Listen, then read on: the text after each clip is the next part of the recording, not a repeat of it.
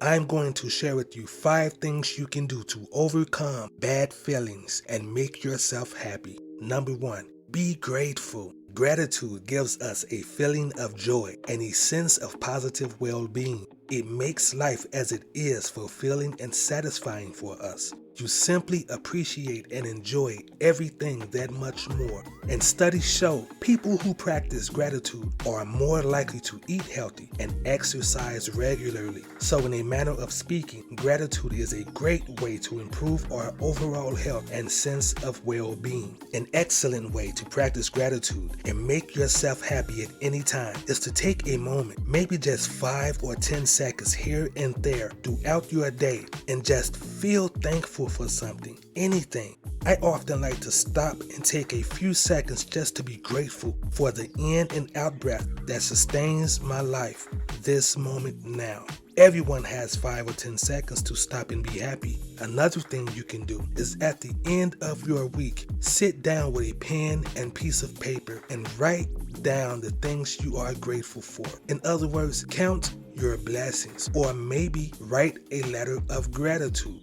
Number 2, show yourself some compassion. Self-compassion is treating yourself with loving kindness, forgiveness, and wisdom. You treat yourself with loving kindness whenever you love yourself and appreciate what it is you contribute to your family, friends, community, society, and the world at large. You forgive yourself for the wrongs you've done and the harm you've caused yourself and others in life. And you use wisdom to understand your mistakes are not failures, they are only feedback. You recognize and accept you are only human, you're not perfect, and you do the best you can with what you have available to you in any given moment. Self-compassion is allowing you to be you and valuing yourself for it.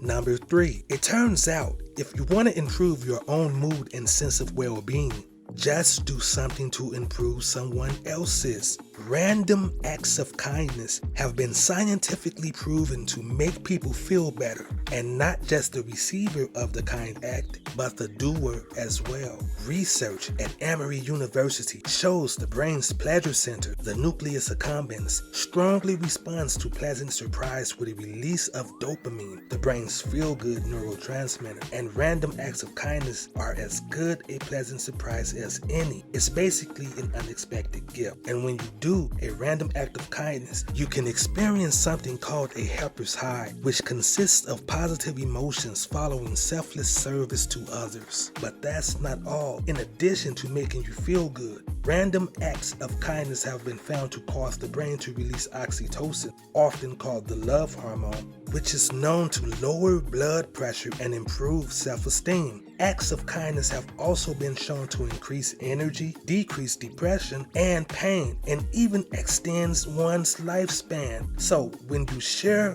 kindness with others, you also share so many amazing benefits with yourself. So whenever you're looking to remove bad feelings and improve your mood, do something kind for someone else. Number 4, meditate.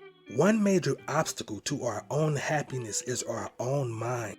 The way our minds developed over thousands of years to help us survive made it biased to paying attention to and incessantly ruminating over everything negative in our experience, and that creates a lot of psychological stress and unhappiness for us. Fortunately for us, mindfulness meditation is a powerful and proven way to train our minds to be calm, focused, and more aware, which allows us to shut off the parts of our brain called the default mode network that are responsible for all that negative internal dialogue and depressing self-talk that makes us miserable. Studies show not only does mindfulness quiet down the default mode network, but it allows us to recover much quicker from stressful experiences by decreasing activity in the amygdala, the part of our brain that goes into overdrive whenever we are stressed. All these brain changes contribute to your leading a life of tranquility and joy. You can learn to meditate in 3 easy steps. 1. Sit or lie down comfortably with your back straight. 2.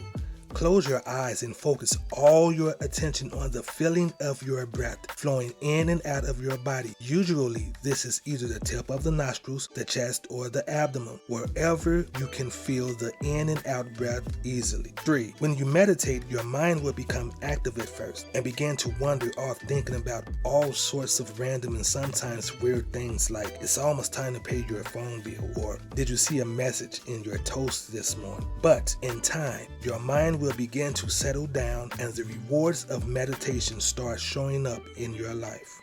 And number 5, the fifth and final thing I'm going to share with you that you can do to make yourself happy is exercise. For decades now, exercise has proven to be an extremely effective way to uplift your mood, not only because it reduces stress and anxiety or because it causes your brain to release endorphins and neurotransmitters such as serotonin and dopamine, but it also causes the brain to release endocannabinoids. Now, endocannabinoids are produced within the body and are neurotransmitters which are similar to cannabinoids found in the cannabis sativa plant. So, if you've ever heard of or experienced the runner's high, well, endocannabinoids are why. Exercise can also contribute to a positive self-image as it is a great way to get and stay in shape.